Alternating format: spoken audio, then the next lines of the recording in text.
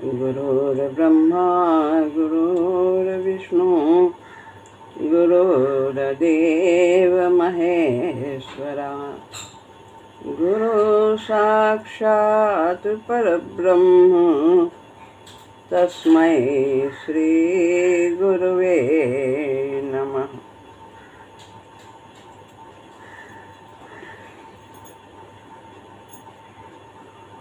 श्रीमद् भगवद गीता अध्याय 8 श्लोक है 20वां।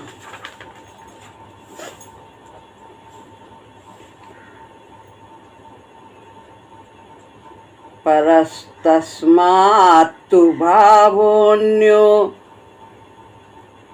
व्यक्तो व्यक्तात् सनातनः यः स सर्वेषु भूतेषु नश्यत्सु न विनश्यति।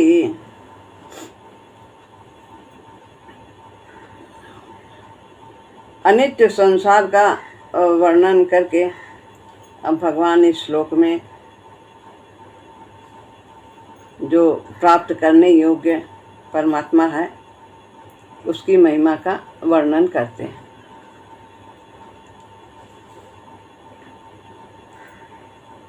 परस यानी परह सा विसर्ग बन गया, अत्यंत श्रेष्ठ।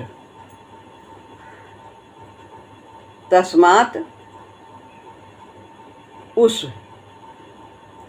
तू दो ता है, एक आधा ता तो तस्मात् हो गया, फिर तू निकाला उससे, उसका अर्थ है परंतु। भावो यानी भावः, भाव रूप जो सदा रहता है, भाव रूप। अन्यो तो अन्य जो अवग्रह है वो आ है। ओ और ए के बाद यदि आ आता है तो वह अवग्रह के रूप में आता है। यहाँ पर ओ है भावो, उसके पश्चात अन्य लिखना है तो आ साइलेंट है अवग्रह के रूप। तो अन्य यानी अन्य। अव्यक्तः यहाँ पर फिर पढ़ा तो हमने व्यक्तो है, आ नहीं उच्चारण किया, लेकिन समझने के लिए है। अव्यक्तो यानी अव्यक्त, जो दिखाई न दे, ईश्वर। अव्यक्तो ता ओ की मात्रा है, आहा विसर्ग बन गया। अब फिर है अवग्रह तो अव्यक्तात् यानी अव्यक्त ब्रह्मा के सूक्ष्म शरीर से जो विलक्षण है वो ईश्वर है। वो सनातन है, सदा रहने वाला, अनादि।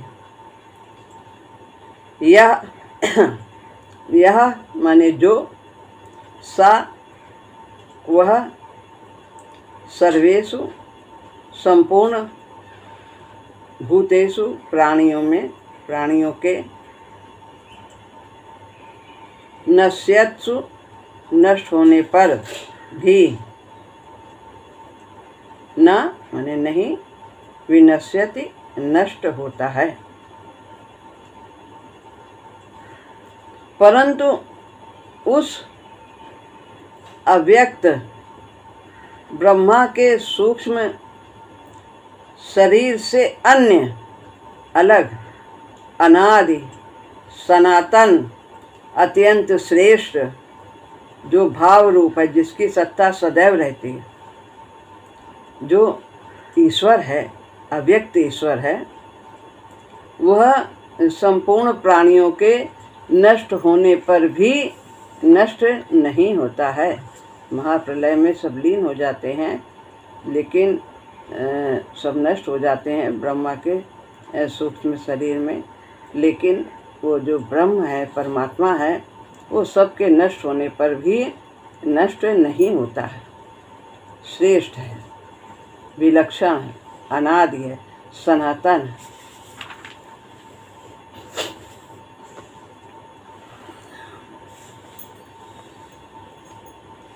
16वें से 19वें श्लोक तक ब्रह्मलोक तथा उसके नीचे के लोकों को पुनरावर्ती कहा है, यानी बार बार आने और जाने वाला, जन्मने और मरने वाला, उत्पन्न होने वाला और नष्ट होने वाला कहा है। यहाँ पर जा करके भी कोई भी प्राणी जाए तो उसे वापस आना ही होता है, जब तक वह पूर्णत्व को प्राप्त नहीं करता, यानी परमात्मा को प्राप्त नहीं करता। परंतु परमात्म तत्व जो परमात्मा है वो उनसे अत्यंत विलक्षण है, ऐसा बताया। तो तू लगाया है यहाँ, तू माने परंतु। इतना 16वें से 19वें तक जो वर्णन किया है ब्रह्मलोक तक का कि ये सब पुनरावर्ती हैं, लेकिन जो इन सब से परे है, श्रेष्ठ है, अव्यय है परमात्मा, वह विलक्षण।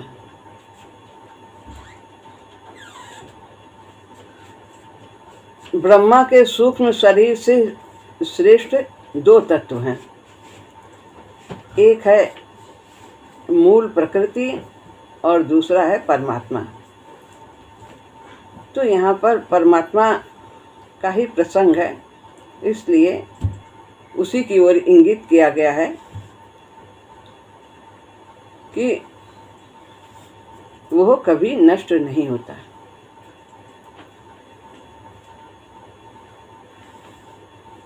एक अपरिवर्तनशील है, स्थायी तत्व है, वो परा है, और एक परिवर्तनशील है, अस्थायी है, अपरा है।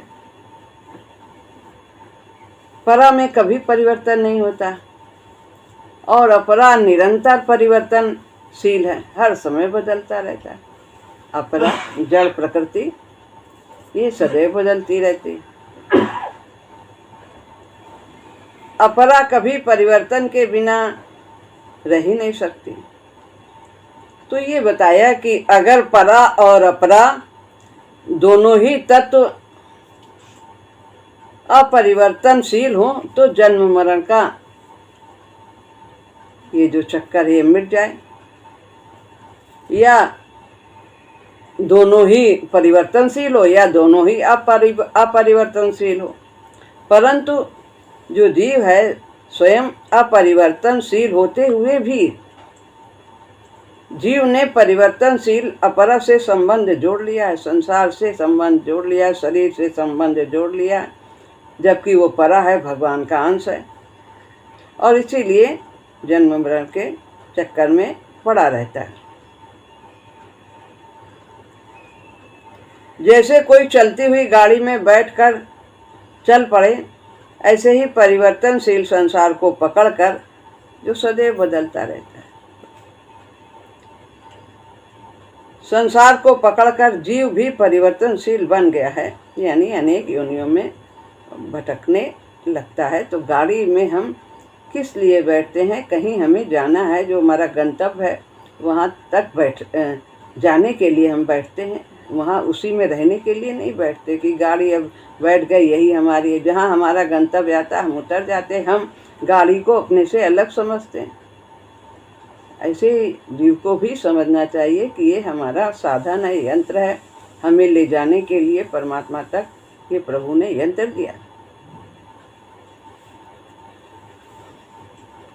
अव्यक्ताधीन भूतानि, ब्रह्मा जी के सूक्ष्म शरीर को भी अव्यक्त कहा गया है। जो सूक्ष्म है वो अव्यक्त होता है, लेकिन सबसे विलक्षण, उससे भी सूक्ष्म वो परमात्मा है। उन सबसे परमात्मा का स्वरूप विलक्षण है, श्रेष्ठ है। चाहे वो स्वरूप व्यक्त हो और चाहे अव्यक्त हो, कभी वो व्यक्त हो जाता है, कभी वो अव्यक्त रहता है, जैसी जरूरत होती है। यदा यदा धर्मस्य, वो भाव रूप है, अर्थात किसी भी काल में उसका अभाव हुआ ही नहीं। ना सतो विद्यते भावो ना भावो विद्यते सता, उभयोरपि दृष्टोन्तः तो नयोस् तत्वदर्शिभिः। सत्य का कभी अभाव हुआ ही नहीं और असत्य का कभी भाव नहीं हुआ, कभी होना नहीं होता, एक क्षण भी नहीं रुकता परिवर्तन, एक क्षण के बाद तुरंत बदलना होता। जो इस तत्व को जानता है वही वास्तव में तत्वदर्शी। तो इसलिए वह पर अर्थात सर्वश्रेष्ठ है, उससे श्रेष्ठ कोई हो ही नहीं सकता और न होने की संभावना। या सा सर्वेषु भूतेषु नश्यत्सु न विनश्यते, वो ऐसा है कि जो सब प्राणियों के नष्ट होने पर भी वो नष्ट नहीं होता, न जीव और न परमात्मा। जीव भी परमात्मा का अंश है। तो ऐसा वह परमात्मा का अव्यक्त स्वरूप है। न विनश्यति, संसार में कार्य रूप से अनेक तरह के परिवर्तन होने पर भी वो परमात्मा ज्यों का त्यों अपरिवर्तनशील बना रहता है। सब में अपना अंश देता है, लेकिन वो ज्यों का त्यों बना रहता है। इस प्रकार सामान्य बीज जो हैं वो डालिए, तो जब वो पेड़ के रूप में बनते हैं, पौधे के रूप में पौधा बनता है, फिर पेड़ बनता है, तो उसको बीज को देखोगे नीचे तो वो कहीं नहीं मिलेगा। लेकिन परमात्मा इतना संसार की रचना करते हुए, अपने अंश का त्याग करते हुए सबका निर्माण करते हैं, पालन पोषण करते, पर उनमें कहीं भी कमी नहीं आती। वो अव्यय हैं, कहीं भी घटते नहीं, जरा सा भी कम नहीं होते। तो वो ऐसा विलक्षण यहाँ भगवान की महिमा बताई गई है। अब है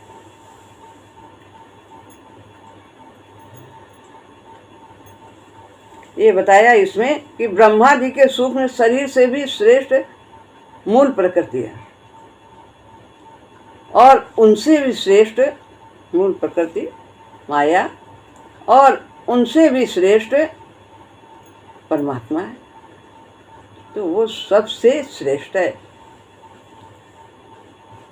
अभी तक जो परमात्मा विषयक वर्णन हुआ है उन सबकी एकता करते हुए अब भगवान यहाँ पर अनन्य भक्ति के विशेष महत्व का वर्णन आगे के 2 श्लोक में करते हैं कि अनन्य भक्ति से क्या प्राप्त होता। अब है 21वां श्लोक। अव्यक्तोऽक्षर इत्युक्तः तमाहुः परमां गतिं यं प्राप्य न निवर्तन्ते तद्धाम परमं मम।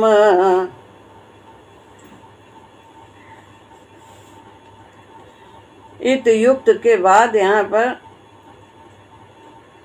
8 होता है यहाँ, तो उसके बाद आधा सा है जो विसर्ग बन जाएगा, और यहाँ पर थोड़ा सा रुक के आगे पढ़ते हैं तो इत्युक्तः पढ़ा जाएगा।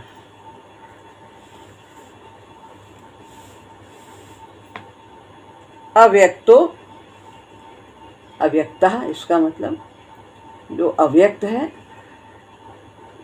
कौन है? परमात्मा। अक्षरा, ये विसर्ग वो अवग्रह है तो आ पढ़ा। अक्षरा यानी अक्षर है, उसका कभी भी क्षर नहीं होता, कम नहीं होता, नाश नहीं होता। इति इति उक्ता, आधा ता और या इति हो गया, आधा आधा या और आधा ता। इति माने ऐसा, उक्ता यानी कहा गया है। ऊ की मात्रा है या में तो उक्ता पढ़ा जाएगा। तमाहु, तम माने उसी को, आहु माने कहा गया है। परमाम परम गति, जो अव्यक्त है, अक्षर है, उसी को परम गति कहा गया। अनेक नामों से कहा जाता है। यम माने जिसको, प्राप्य प्राप्त करके, ना निवर्तन्ते, ना माने नहीं, निवर्तन्ते यानी आना जाना, फिर लौटकर नहीं, यहाँ संसार में नहीं आना होता है। तद्धाम, उस तत् माने उस, धाम माने कि धाम है, वो धाम है। परम परमम, परम मम माने मेरा। तो जो भगवान की महिमा अभी पहले उसके बताई गई है कि भगवान कैसे हैं, तो उसी को आगे कैसे प्राप्त किया जाता है आगे बताते हैं। उसी को अव्यक्त अक्षर ऐसा कहा गया है। परम गति भी उसे कहते हैं, जिसको प्राप्त होने पर फिर संसार में लौटकर नहीं आते, वो मेरा परम धाम है। भगवान ऐसा बता रहे हैं।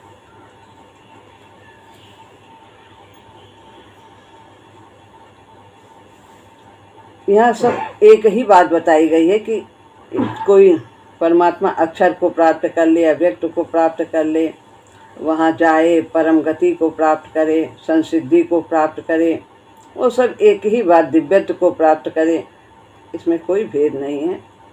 पूर्णत्व को प्राप्त करना,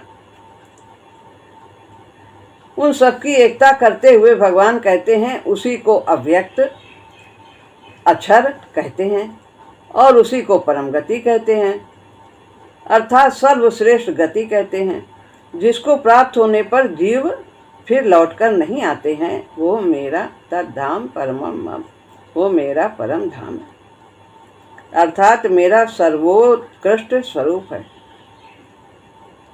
तो भगवान को प्राप्त करना भी वही बात है, भगवान के धाम में जाना वही बात है, कल्याण होना वही बात है, दिव्यत्व प्राप्त करना, पूर्णत्व प्राप्त करना, अक्षर ब्रह्म को प्राप्त करना, ये सब एक ही बात है। भगवान को पाना, भगवान के धाम को जाना, ये सब एकता है सब में।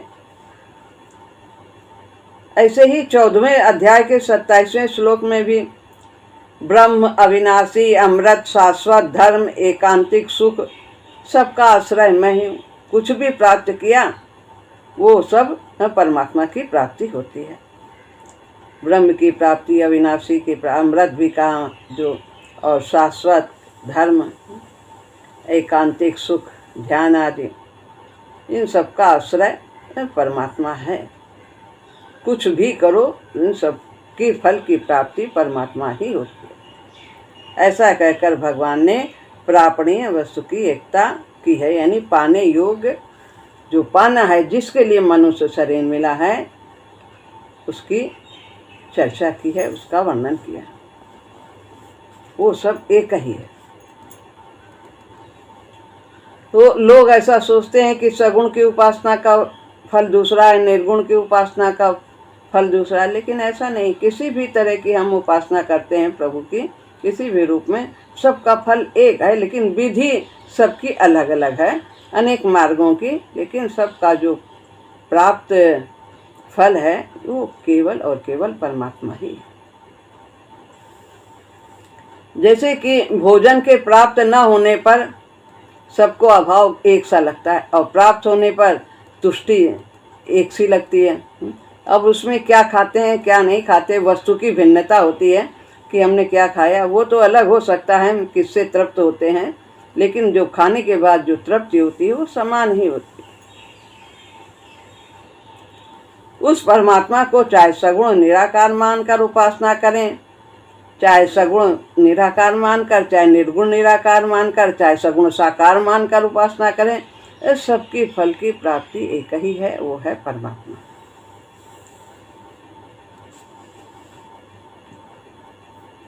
ब्रह्मलोक आदि जितने भी लोक हैं वे सभी पुनरावर्ती हैं, वहां जाकर के वापस आना ही होता है,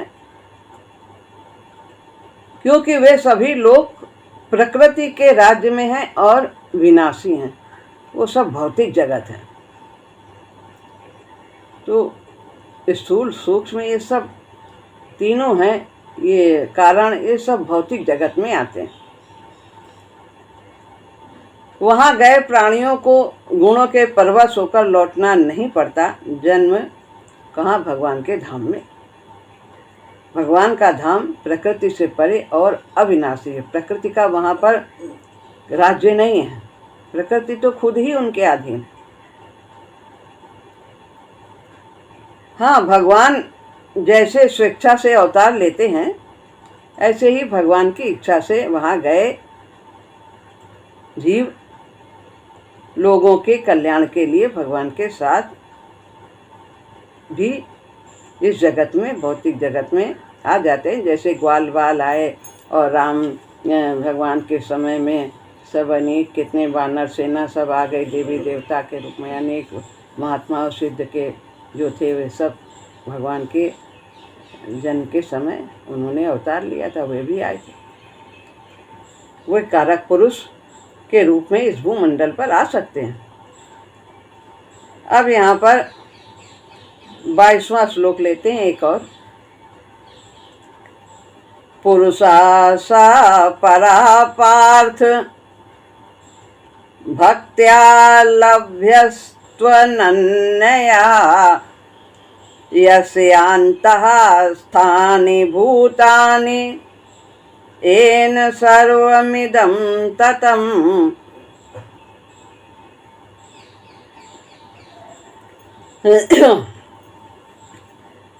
पार्थ, हे प्रथानंदन अर्जुन,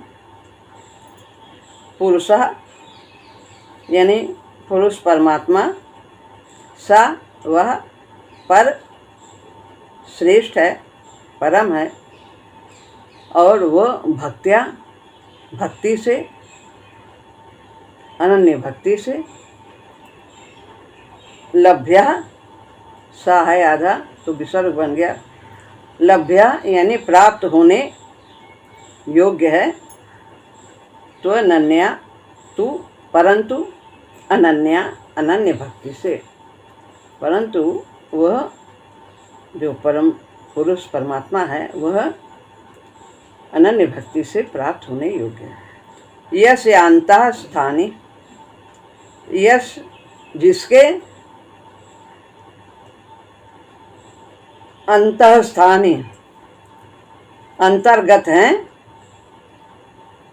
भूतानी यानी कि संपूर्ण प्राणी, एन सर्वमिदं ततम जिससे यह, एन माने जिससे, सर्वम इदम, इदम माने यह, सर्वम माने संपूर्ण संसार, ततम व्याप्त है। वो जो परमात्मा है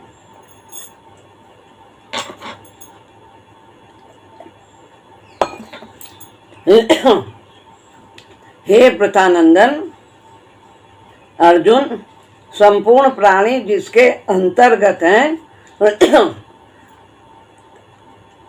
और जिससे ये संपूर्ण संसार व्याप्त है, वो परम पुरुष परमात्मा तो अनन्य भक्ति से प्राप्त होने योग्य है। उसको अनन्य भक्ति से ही पाया जा सकता है।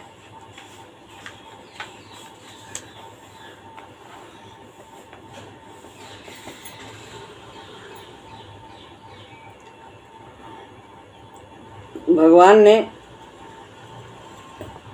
कहा था कि 7वें अध्याय में कि ये जो भाव हैं सात्विक, राजस और तामस, ये मुझसे उत्पन्न तो हैं, पर मैं उनमें और वे मुझ में नहीं हैं। जैसे बीज से, आरंभ में बीज रहता है और बीज से उत्पन्न होता है पौधा, और पौधे में बीज नहीं है। पेड़ जितने जो पत्ती है, डाली है, उसमें बीज नहीं है, और जो है बीज नहीं है, और बीज में वो पौधा नहीं है, घास पत्ती नहीं। जो डंखल है, डाली है, उसमें बीज नहीं है, और बीज में वो डंखल डाली में बीज नहीं, और बीज में ये डंखल डाली नहीं, पत्ती आदि नहीं। तो वही कह रहे हैं, मैं मुझसे उत्पन्न तो है, पर मैं उनमें और वो मुझ में नहीं है। तो भगवान बताते हैं कि जैसे कि बीज शुरू में है और बीज अंत में है, मुझसे परे कुछ भी नहीं है, तो मैं ही बीज रूप में सर्वत्र व्याप्त हूँ।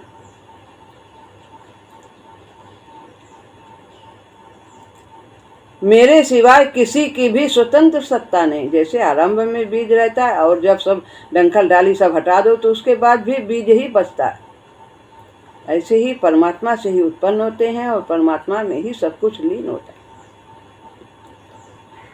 सब मेरे से उत्पन्न होते हैं, मेरे में स्थित रहते हैं और मेरे में ही लीन होते हैं, अतः सब कुछ मैं ही हूँ। जैसे पहले भी सोने का उदाहरण दिया, सोने से ही सोना रहता है, उसी से अनेक प्रकार के आभूषण बनते हैं और बाद में सोना ही सोने का महत्व है कि उसमें मुख्य रूप से सोना है। जैसे कि वास्तव में कि जैसे बर्फ क्या है, जल है, जल के रूप में बर्फ है, ओला है, बादल है, बूंदे हैं, कोहरा है, ओस है, नदी, तालाब, समुद्र सब एक रूप से जल ही हैं। ऐसे ही स्थूल, सूक्ष्म और कारण रूप से जो कुछ दिखता है वो सब केवल परमात्मा ही है। और वो परमात्मा कैसे प्राप्त होता है? अनन्य भक्ति से।